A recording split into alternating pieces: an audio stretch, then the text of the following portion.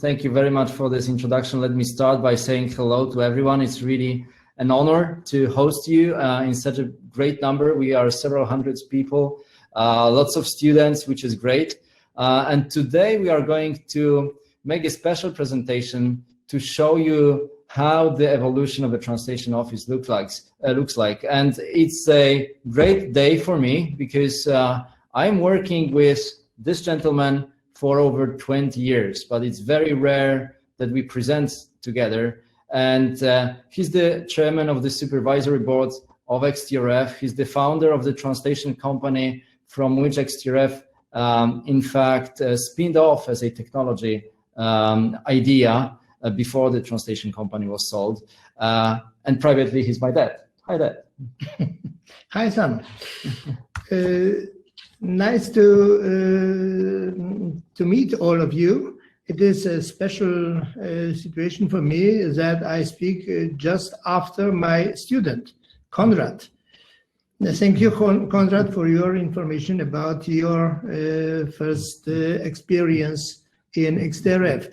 For me, it is a special attempt to try to summarize more than 20 years of experience within less than 20 minutes. Yeah. But we will try. That's a challenge, but we can do it. We already achieved a lot together. So just to briefly let you know what we'll go through today in this 18 or 15 minutes, we'll start by the translator's perspective. So how it happens that you start translating and being in a business of translation, how your early days development look like. And then we'll move to, in fact, why should you rather understand yourself as a business and build a business, a company out of your job as a translator, and what it really looks like from the business perspective.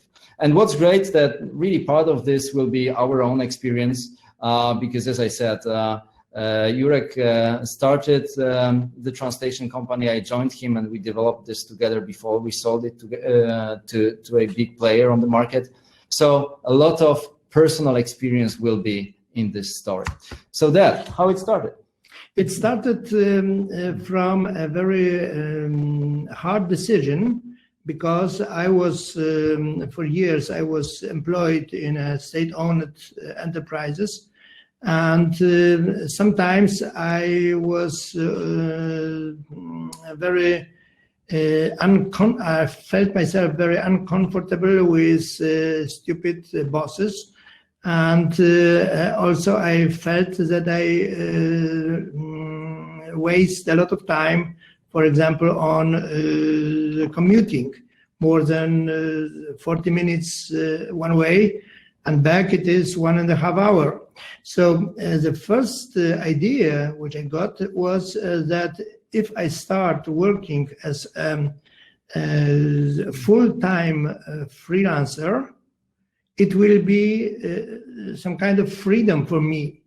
I can be liberated from my boss. I can be liberated from wasting the time on commuting. And once I started my translation career as a part-time freelancer, so the first decision was to change it into full-time occupation. And this gave me practically almost the same amount of money and much more time. So this was the first success, that I got freedom. Yeah, so you got freedom, you got more or less the same revenue you had before, but you were working on your own. So how did it continue? Did you keep your free time?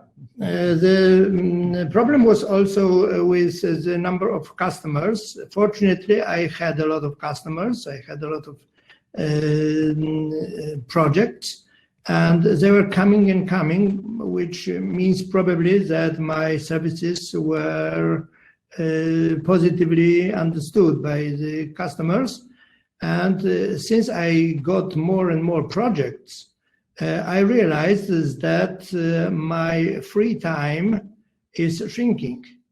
I have to work even overtime.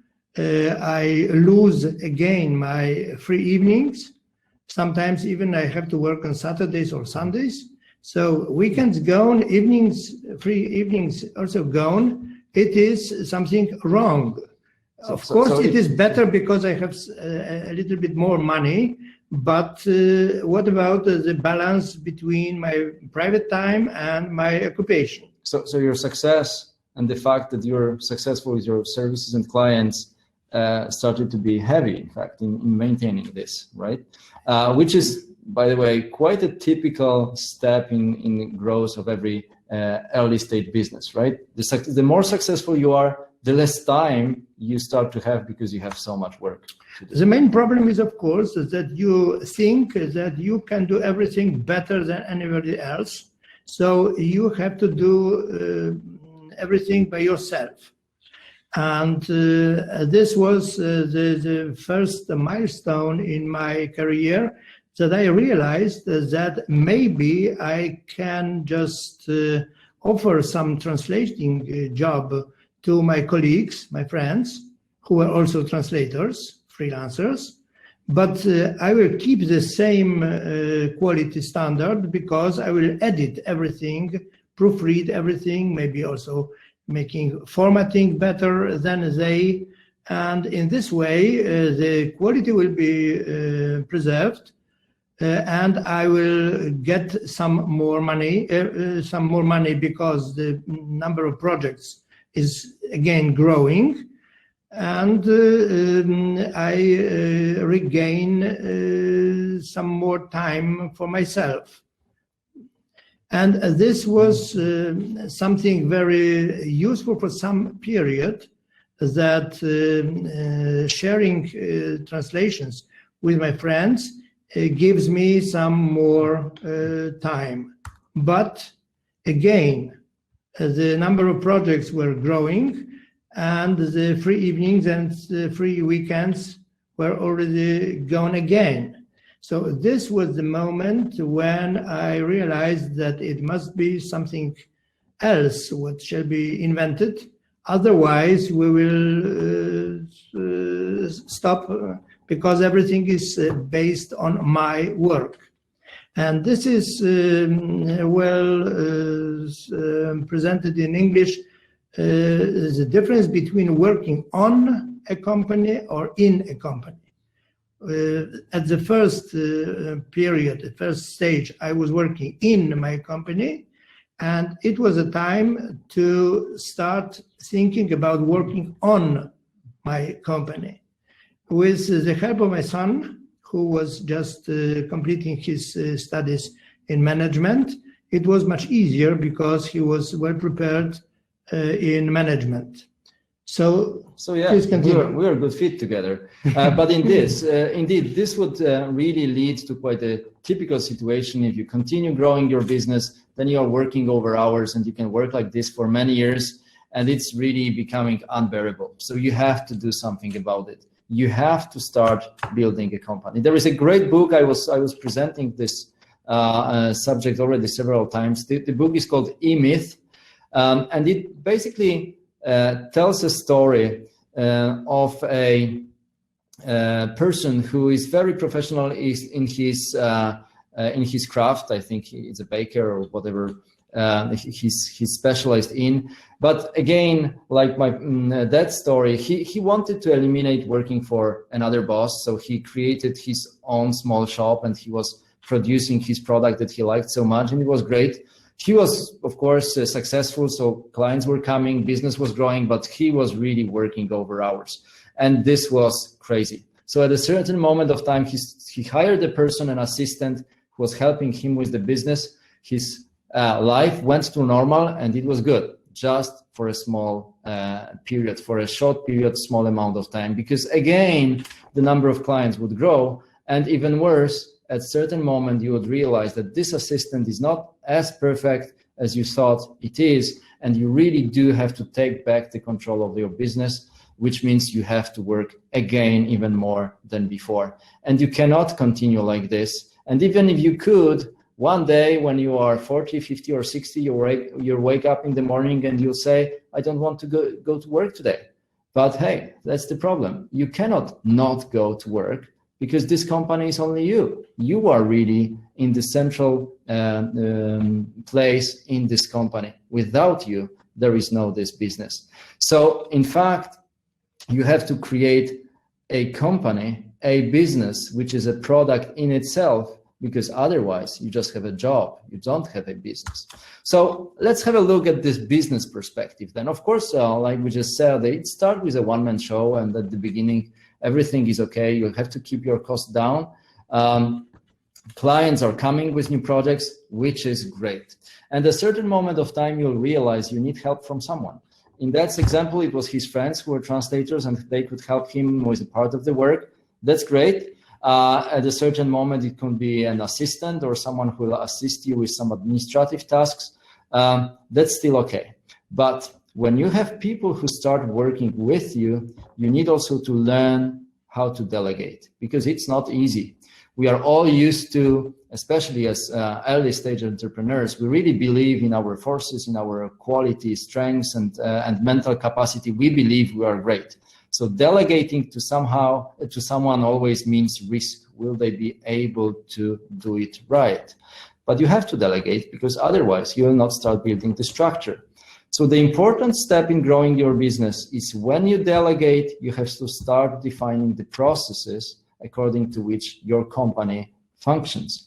And when you have the processes defined, you can start thinking about how can we measure whether the processes are executed in the right way, whether they are going okay. And this is what we call KPIs, key performance indicators. Those are the metrics that tell you how things are going, and they help you make decisions to always improve the situation. So when you delegate and the big business grows bigger and bigger, of course, you hire more people, you can delegate more, and here comes the need to define the structure. Not everyone has same skills in your organizations, so you'll divide your team, your people, into departments where they hold special responsibilities, where they have specific skills that help them or allow them to execute specific processes. And of course, the more the company grows, you will also want to have some mid-level management or line management below you, so that all works according to a very well described scheme or schedule. But here another crisis comes. Typically, the business gets new clients through the owner, through the CEO, the founder. But the network of this founder also have these limits. So at a certain stage, you'll realize that there are no more new clients coming to you, and your business stops growing. And it cannot stop growing, because then you start to go backwards. So you need to find a way to grow again. And thus you have to start active selling. That's another important step in development of the company. You need to define a sales process. So you need to build a sales team, a team of people that will go to the market and will look for clients who are waiting, hopefully, for your product or service. But when you sell, you have to be very precise in terms of whom are you going to sell to. So who is your target market? And if you have this target market, how your service is unique out of the other competitors that are on the market. So what are your differentiators, and why these clients, why this target market group should buy from you? Without this, of course, it will be hard to execute sales or how to be successful with sales. So you need to be very precise and have this strategy written down. And of course, if you are successful, we have another pitfall, and this one you really have to watch carefully, and it's finances. Every company that runs out of business typically does it because they have no more cash. So they have negative bank account. They do not have enough money to pay their bills. So of course you have to plan your finances, and the bigger your company is, the more important it is. But I strongly encourage you to plan budgets, to plan your finances for every period, for every year or every quarter of the year, to be more precise. And in that way, you will always want to control the processes, the KPIs, the procedures and financial standing of your company, and always think about what can we do better, how can we improve. And if you define a way to become better, you'll think, okay, so how can we implement this? Then how can we measure the results of this new initiative?